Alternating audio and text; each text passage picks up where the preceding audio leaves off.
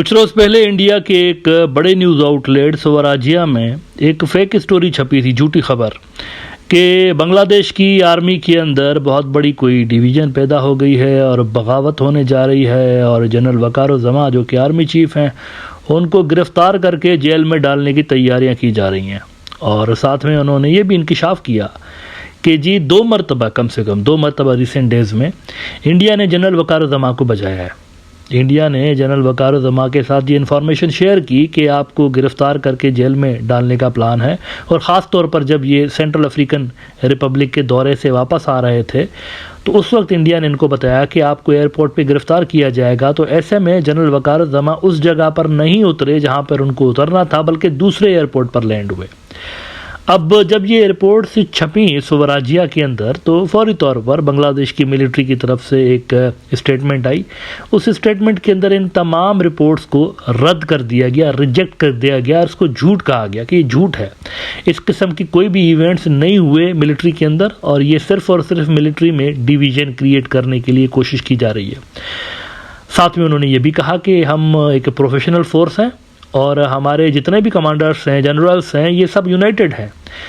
अच्छा, आज ये लेकिन ये हुआ है कि इस सेम न्यूज़ आउटलेट स्वराज्या ने और उसी सेम रिपोर्टर जयदीप मजमूदार ने, जिसने प्रीवियस फेक बोगस आर्टिकल लिखा था, आज इसने एक मरतबा फिर से एक दूसरा आर्टिकल लिखा है और इसमें बांग्लादेश के हवाले से कुछ सच्ची झूठी खबरें मिला के इसने एक स्पेसिफिक नैरेटिव घड़ने की कोशिश की है।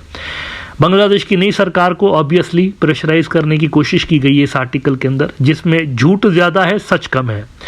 इसमें उन्होंने बताया कि ये जो हरे कृष्णा कल्ट की मेंबर है तुलसी गबार्ड, जो कि हाल ही में अपॉइंट की गई है डायरेक्टर अमेरिका के नेशनल इंटेलिजेंस की, ये पिछले दिनों इंडिया आई हुई थी और इंडिया में एक इवेंट हो रहा था जिसमें मुख्तलिफ मुल्कों की इंटेलिजेंस एजेंसीज आई हुई थी।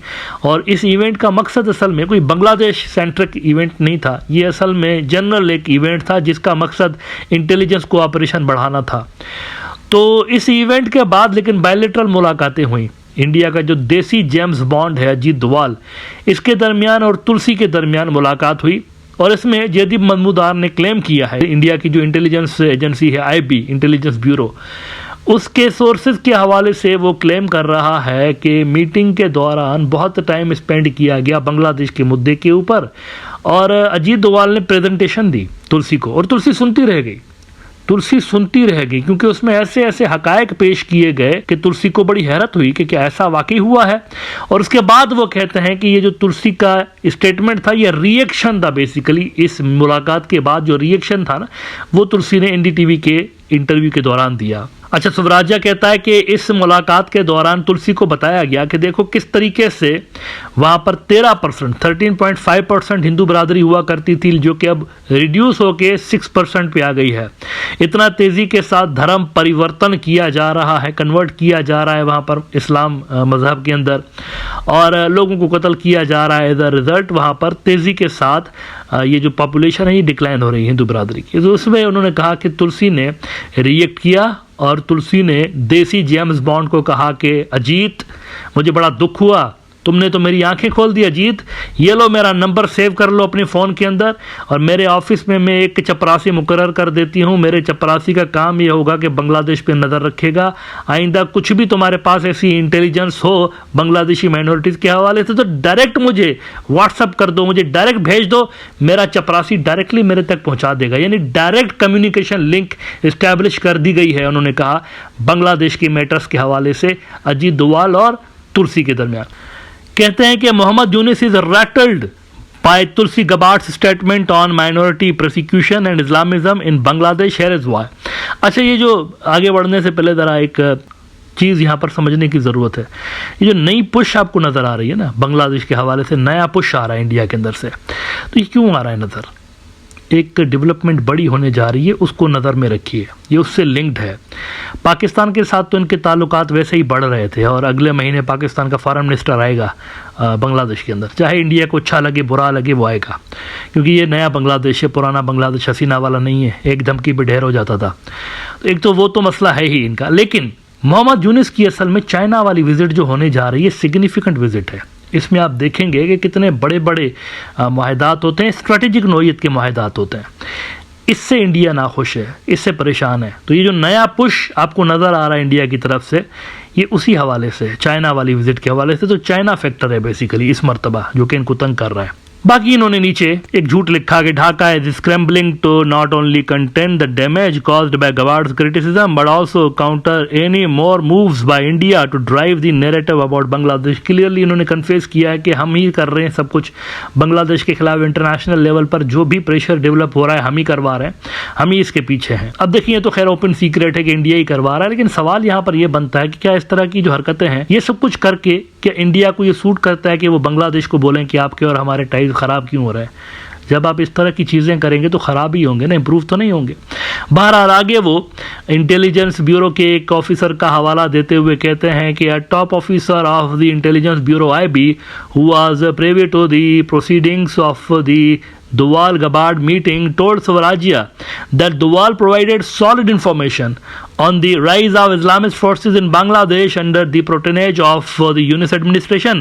Details of Islamist terrorists set free from jail by the Yunus administration, the free hand given to Islamist parties and groups since the fall of the Hasina government, the close links between members of the Yunus administration and Islamist groups, the patronage provided to regressive Islamist forces and the close ties that have developed between Islamist parties and groups in Bangladesh with global Islamist terror outfits were shared with the US Director of National Intelligence, said the top ranking IB officer. उन्होंने कहा कि हमने एक detailed इनको presentation दी है, उसमें बताया है इनको कि देखो किस तरीके से आलमी सतह पर इंटरनेशनल लेवल पर थ्रेट पोज कर रहा है नया बांग्लादेश। इनके लिंक्स हैं इस्लामी जमातों के साथ, इंटरनेशनल इस्लामी जमातों के साथ, और ये फिर आपके लिए भी थ्रेट है।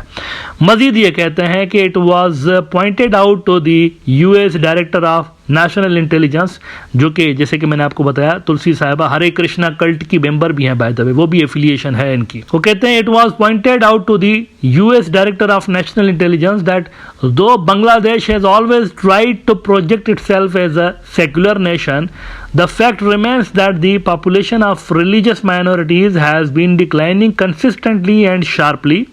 Hindus formed 13.5% of the population in Bangladesh in 1974 and account for about 6% of the population now. The same is the case with other religious minorities. The population of religious minorities has declined because they have been killed, forcibly converted to Islam or driven away from Bangladesh, the IB officer added. अब देखें कोई बेवकूफ़ी होगा, तुलसी को नहीं कह रहा हूँ, लेकिन कोई बेवकूफ़ी होगा पहले नंबर का जो कि एक साइड की स्टोरी सुनकर तो फैसला कर दे। जस्टिस का तकाजा ये होता है कि दोनों साइड्स को सुना जाए। और ये भी एक फैक्ट है कि इंडिया के जो पॉलिटिशियन हैं इंक्लूडिंग नरेंद्र मोदी बांग्लादेशी माइनॉरिटीज़ को सुहाने ख्वाब दिखाते रहे हैं।